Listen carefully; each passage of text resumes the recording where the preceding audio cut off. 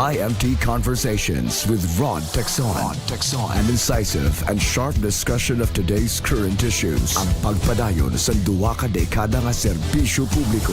IMT Conversations with Rhod Tecson. Philippines, good afternoon. My name is Rhod Tecson and this is IMT Conversations and IMT News. Nag-amat-amat balik ang aton sining palibot, ang ka-vibrant and activities sang aton sining palibot nagapanumbalik. Amat-amat naman nga daw ay tanagin na sa paksi COVID. Although nagaka-positive kita, daw ginaturutang kaso kita, gasalig-salig na kita, kati naka-double booster na kita. So, double booster na, no? So, ang iba naka-booster na, ang iba 2 shots na. So, daw may pambato na sa COVID. And bangod sini, daw balik naman ang mga tourism activities diri sa aton sa Iloilo, Subong, sa Bacolod. Maskara is happening. Sa palabuton nga Enero diri sa Iloilo, ang Dinagyang Festival is coming back, no? This time, may natubangay na kita, mapagutok na kita liwat sa dalan. Tidak na huluhidlaw naman kita tanan. Along this line, ang Association of Iloilo Tourism Officers nagpili sang ila bagong set sang mga officers and napilian bilang presidente amo ang tourism officers sang Banwa sang San Enrique, si Dr. Jose Patubo. Sir JJ, mayong hapon. Mayong hapon gid no Sir Rod, mayong hapon sa tanan nga tumalanaw sa sining bantog nga programa ang IMT Conversations. Mayong hapon sa tanan. Kamusta ang turismo sa probinsya sang Iloilo after having met the tourism officers sang Tiyempo nga nagpili sila sa imo nga mangin leader nila? Kamusta ang general observation na Sir JJ? So bali Sir Rod, no, we can see, I myself can see the vibrant smiles, the excitement of all tourism officers. We know that we are the frontliners of tourism industry. So bangod siguro sa duha ka tuig nga nadura kita sa limelight because of COVID-19. Now we are trying to face the challenges sa new normal, no, Sir Rod? So makita naton the enthusiasm, the motivation, and of course may dala nga innovation ang kada tourism officers after we rested for couple of years, and then we are now here again to face and to combat the challenges of new normal. Aha. And as you said, the vibrance, the smiles, istoryantang turismo sang probinsya sang Iloilo. Sa pangkabilugan, kamusta? Ano subong ang para sa aton? Ano ang ginahulat naton? You know, we have Dinagyang. That's Dinagyang already. We have Maskara. That's Maskara already. We have Ati-Atihan in Aklan. That's Ati-Atihan already. Sa probinsya sang Iloilo, what's in for everybody? So bali no sa probinsya sang Iloilo, of course, the major selling point of every municipality is having its festival. So bali Sir Rod, mabalaan manaton halos tanan nga kabanwahanan diri sa probinsya sang Iloilo may kaugalingon nga festival. So bali at least because of siguro nag-amat-amat man kadula ang COVID, no, I can say nga hindi pa siya totally nadula but nag-amat-amat na siya. So we are preparing also for celebrations, festivals, and other activities sa aton mga kabanwahanan. Especially Sir Rod, that Paskwa is fast approaching. We know that this is one of the masilin naton pinakamasadya kag ginakalangkagan nga tradisyon, not only here in Iloilo, but of course sa bilog nga Pilipinas. But Iloilo made a very significant, most festive and colorful Christmas celebration.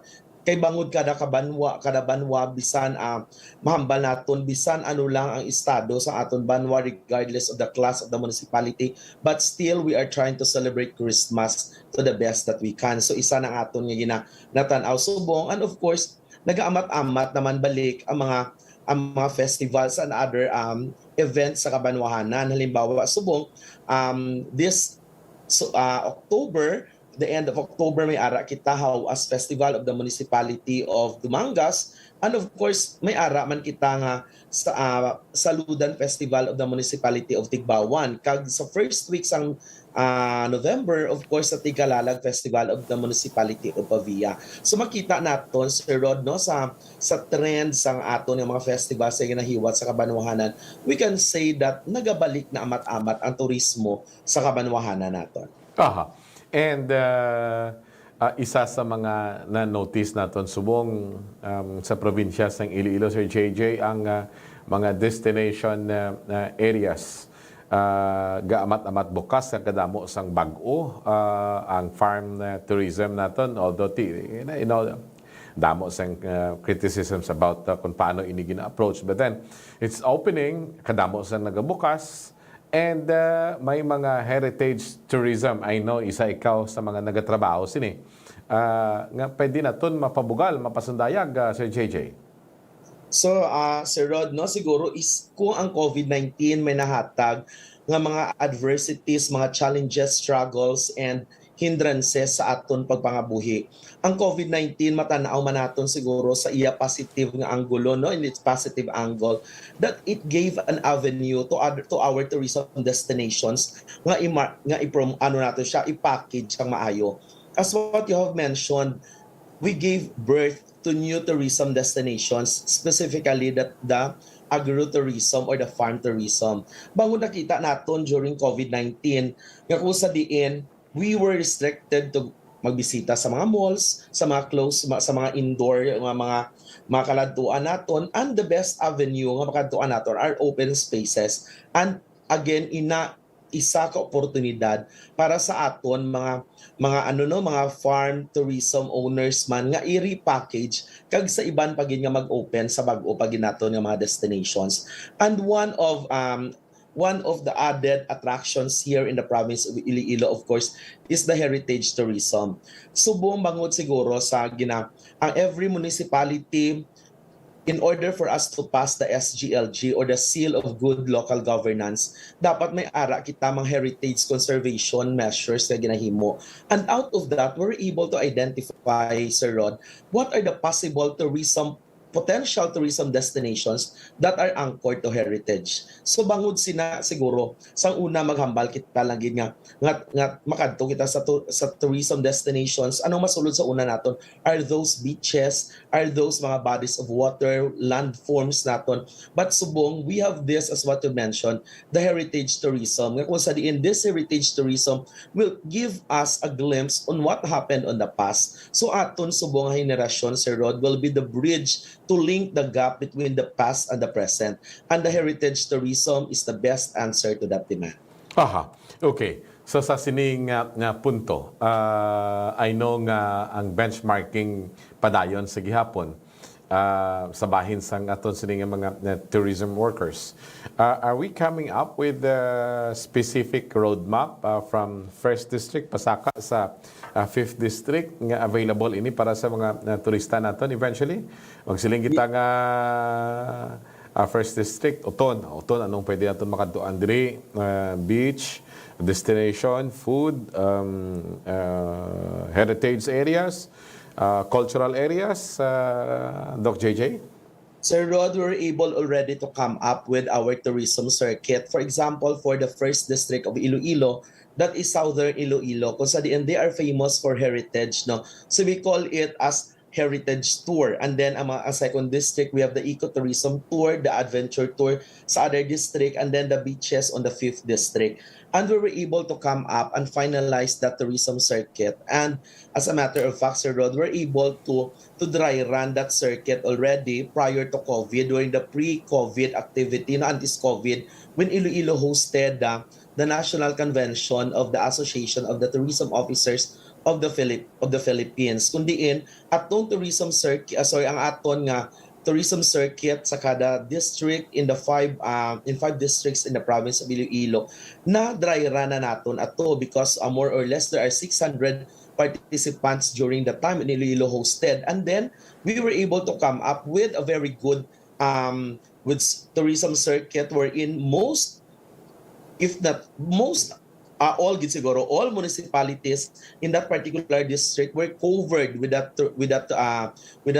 circuit, no? For example, there is sa amon sa 4th district, we have of course the the adventures and ecotourism, remember that we are a landlocked district. Wala kami masyado gidiri except Banate lang siguro, Dumangas, Anilaw, nga may mga ano panawag, may bodies of water, pero hindi siya masyado nga amo na kanami yung mga beaches. What we did is we package ang aton district kung ano ang potential. So we have the adventures here in the fourth district, and we have also the ecotourism tour here. Aha.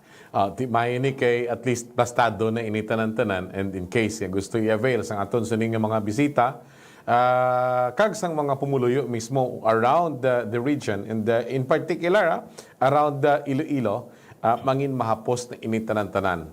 Any big events coming from the side sang Iloilo tourism officers?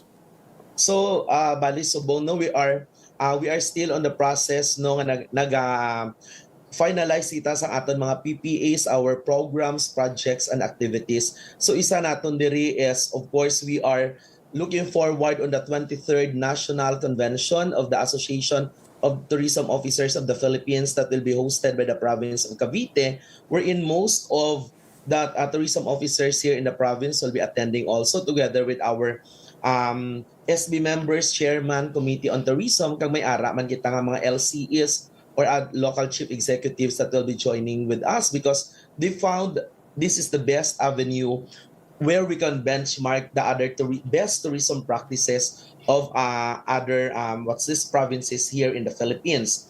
And we are praying also that there are 3 municipalities here in the province of Iloilo that were qualified for the Ato Pearl Award, and it will be presented during the Pearl Award on the national convention that will be happening next week.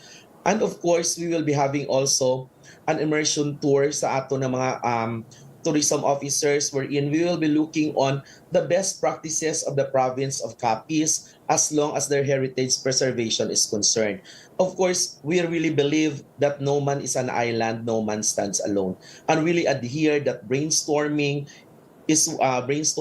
emulation to someone's best practices can be pwede ginaton mausar para madala naton sa aton respective nga mga kabanwahanan. And of course, gina-finalize man naton subong ang mga iban nga banwa, Sir Rhod, together with Sir Bombet, our provincial tourism officer, ang cultural mapping activity naton, because this is one of the requirements for the pre-CAP or the Philippine Registry of Cultural Properties, for us to identify all the tangible and intangible heritage that we are having in each town. And of course, the last one, we are also finalizing ang ibang kabanwahanan with their TDP or their Tourism Development Plan, because this TDP amo gina siyang aton Bible in where we are going to bring our respective municipalities as long as tourism industry is concerned. And this quarter also, gaburuligay man halos tanan nga tourism officers, because this is the quarter that we need to finalize and submit also our annual cultural and heritage plan sa kada banwa that will be forwarded to the province, Sir Rhod. All right, Sir JJ, with this note, congratulations sa pagpili sa imo. And feel free nga keep in touch sa aton sa mga programa pang turismo nga gusto naton na ipasundayag kag ipabugal para sa aton sining mga pumuluyo, hindi lamang diri sa Iloilo, pang sa bilog nga pungsod. Salamat and congratulations. Thank you so much, Sir Rhod. I would like also to extend and grab this opportunity to personally thank you, Sir Rhod, for being the patron of the tourism industry here in Iloilo. We know that you are always with us in all endeavors that we are trying to initiate. Ara kagid sa amon, wala kagid nagapang duha-duha nga magsuporta. You are our partner in this noble endeavor, Sir Rhod. Thank you so much for this IMT Conversations. Si Dr. JJ Patubo, ang bag-o nga presidente sa Iloilo Tourism Officers Association. And of course, ang pila ka mga na dapat naton bantayan sa turismo sa probinsya sang Iloilo. My name is Rhod Tecson, and this is IMT Conversations on IMT News.